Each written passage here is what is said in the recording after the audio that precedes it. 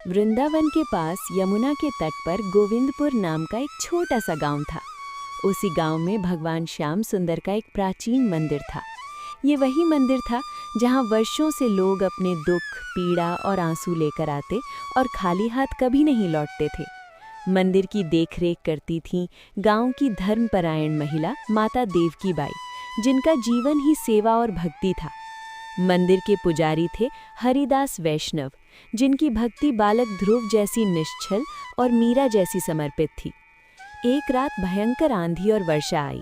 अगली सुबह जब मंदिर के द्वार खुले तो सभी की आंखें भर आईं।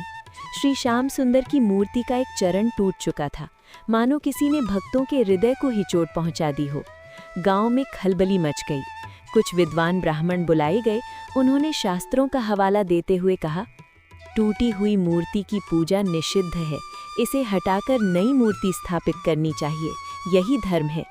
माता देवकी बाई चुप रहीं, पर उनकी आंखें बार बार श्री कृष्ण के मुख की ओर उठ जाती।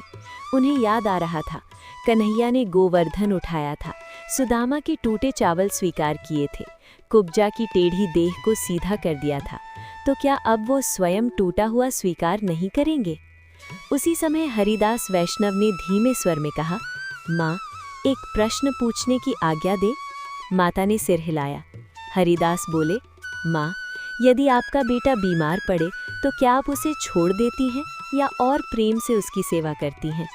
तो ये मूर्ति नहीं टूटी माँ, ये तो हमारे धैर्य और हमारी श्रद्धा की परीक्षा है। माता देवकी बाई की आंखों से आंसू बह निकले।